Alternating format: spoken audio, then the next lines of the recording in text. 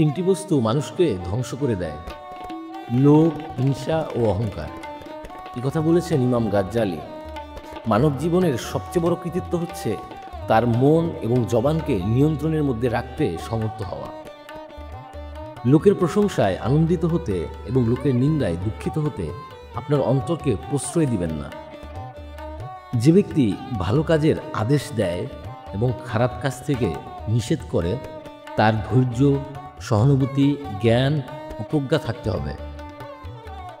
যে ব্যক্তি অন্যের খারাপ চরিত্র নিয়ে অভিযোগ করল, সে ব্যক্তি নিজের চরিত্রের খারাপ দিকটি প্রকাশ করে দিল। ইমাম গাজ্জালি বলেছেন কথা। ক্রোধ মানুষের আলোকিত শিখা নির্বাপিত করে দেয়। মানুষের মধ্যে যতগুলি মারাত্মক দোষের সমাবেশ ঘটে, এর মধ্যে কার্পণ্য দোষটি উল্লেখযোগ্য। যে নিজের মর্যাদা বোঝে না, অন্যেও তার মর্যাদা দেয় না। হযরত আলীর এই মূল্যবান বাণী। সৎ কাজ অল্প বলে চিন্তা করো না, বরং অল্পটুকু কবুল হওয়ার চিন্তা করো।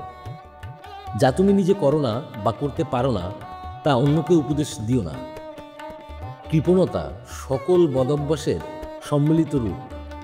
এটি এমন এক লাগাম যা দ্বারা যে কোনো অন্যায় দিয়ে টিকিয়ে নেওয়া যায়। হৃদয়ের গভীরে শূন্যতা থাকলে পৃথিবীর সমস্ত ধন সম্পদও তা পূরণ করতে পারে না। কবি মির্জা গালিব লিখেছেন, প্রেম ধ্বংস করতে পারে শুধু নিজের অহংকার। যারা আপনাকে ভালোবাসে তাদের সাথে খোলামেলা কথা বলুন, কারণ তারা কখনো আপনাকে দুঃখিত করবে না।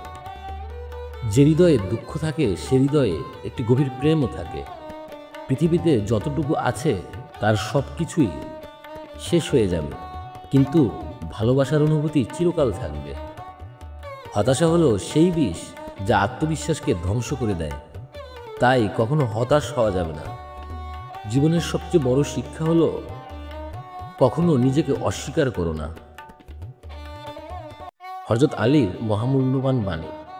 তুমি যত বড় নও, যদি কোনো ব্যক্তি তোমাকে তার চেয়েও বড় বলে, তার সংস্পর্শ হতে দূরে থাকবে। নির্বোধের বন্ধুত্ব থেকে দূরে থাকো, কারণ সে তোমার উপকার করতে চাইলেও তার দ্বারা তোমার ক্ষতি হয়ে যাবে। স্বার্থপরের সাথে বন্ধুত্ব করো না, সে তোমার উপকার করার চেষ্টা করে তোমার ক্ষতি করবে। কিছু কিছু মানুষ ভালোবাসে কিন্তু জানে না তারা কেন ভালোবাসে।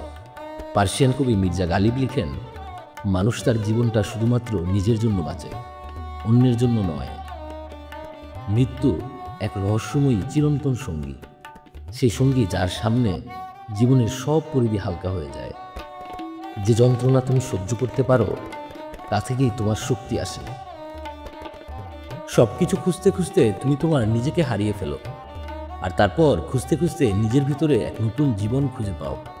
পার্সিয়ান কবি মির্জা গালিব লিখেছেন, এমন কোনো বিষয় নেই যা তুমি নিজের জন্য চাইলে এবং সেটা পাওয়া সম্ভব নয়। বিশ্বের কোনো শক্তি প্রেমের প্রভাব নষ্ট করতে পারে না, যতক্ষণ তুমি তার প্রতি সৎ থাকো। জীবন একটা বিচিত্র খেলা, যেখানে প্রতিটি মুহূর্ত তুমি নিজেকে নতুনভাবে আবিষ্কার করতে পারো। হযরত আলীর মহামূল্যবান বাণী।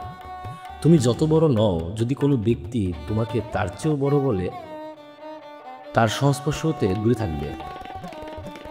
নির্বোধের বন্ধুত্ব থেকে দূরে থাকো, কারণ সে তোমার উপকার করতে চাইলেও তার দ্বারা তোমার ক্ষতি হয়ে যাবে। স্বার্থপরের সাথে বন্ধুত্ব করো না, সে তোমার উপকার করার চেষ্টা করে তোমার ক্ষতি করবে। জ্ঞান আর প্রেম একত্রে থাকলে জীবন পূর্ণতা পায়। মানুষের সবচেয়ে বড় সম্পদ হলো তার নিজস্ব চিন্তা। কবি ওমর খৈয়ম লিখেছেন, বছরের পর বছর অপেক্ষা করে লাভ কি, যদি আজকের দিনটাই তোমার জীবনের শ্রেষ্ঠ দিন হতে পারে না। যতটুকু পারো ততটুকু হাসো, কারণ জীবনে হাসি সবচেয়ে সুন্দর সম্পদ।